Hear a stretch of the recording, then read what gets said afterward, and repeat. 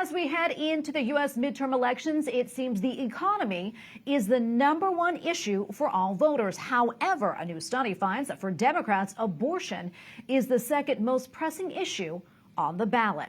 According to a survey from Pew Research, 71% of Democrats or Democrat-leaning voters now say abortion is, quote, very important. In March, that number was only 46%. We go now to Vince Coglianese, Editorial Director for The Daily Caller. Vince, welcome back. Always great to see you. A lot to get to today, but first, what do you think is driving this rise in abortion as a very important issue? And do these numbers surprise you at all? They don't. I think that this has been the trend among strong Democrat voters for a while now. They are very much driven by maintaining a right to kill an unborn child. I mean, that really, you want to put it in stark terms, that's what it is. And of course, casting it as choice. They've been casting it as a healthcare decision for a long time. You even see some pro-abortion types referring to this as life-saving care. It's not life-saving care, it's life-taking care. It's not even care, it's life-taking, the action.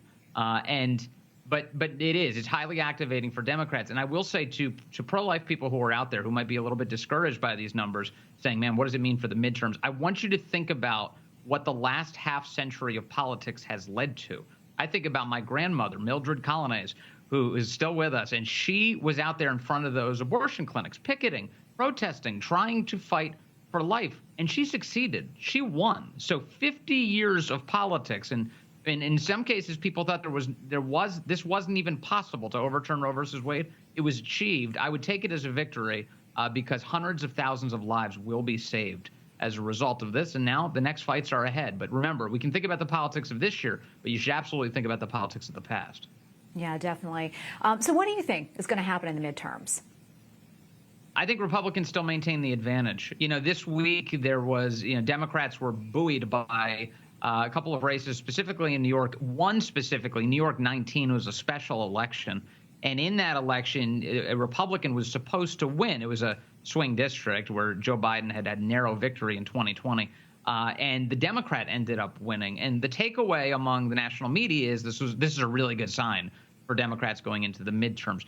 But I will caution that interpretation for a moment and say, I looked at Dave Wasserman over at the Cook Political Report. He dug into the turnout numbers, and he found that the turnout numbers were small, very small. In fact, they were only a third of the number of people who showed up in 2020 to vote, which really tells us that we can't necessarily say that Democrats have a lot of are running full steam ahead right now going into November.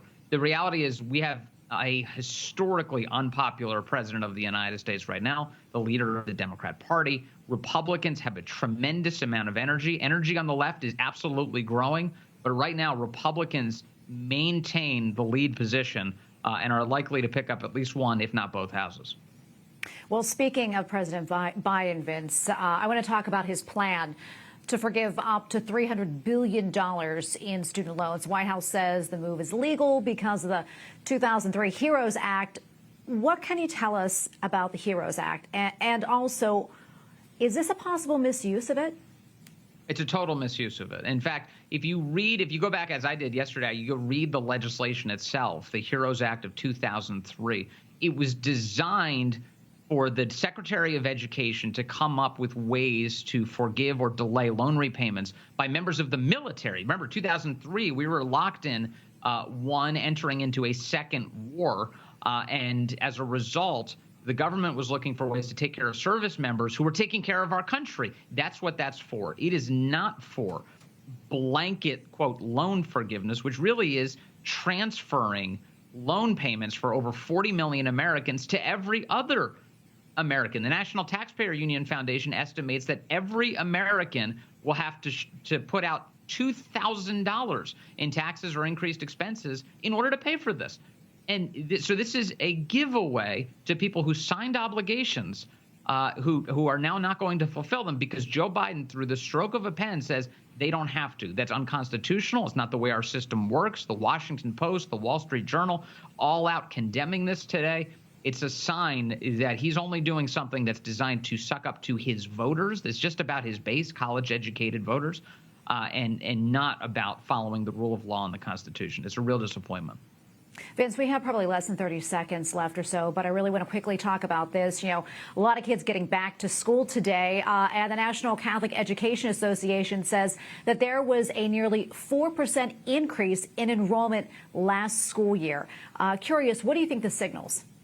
This is COVID, and this is leftist meddling in the ideologies that are being taught to our children nationwide. So when you have school boards who begin saying that it is appropriate to call boys girls and girls boys and to teach them things that stray completely from the image of God in which we are created, that's why people pull their kids out of those schools. When they don't get educations because of the COVID lockdowns, that's why people pull their kids out of those schools and they turn to Catholic schools. They're not all Catholic, by the way. Lots of people send their kids to Catholic school who are not Catholic because they want a good, morally grounded and competent education, and that's a good sign.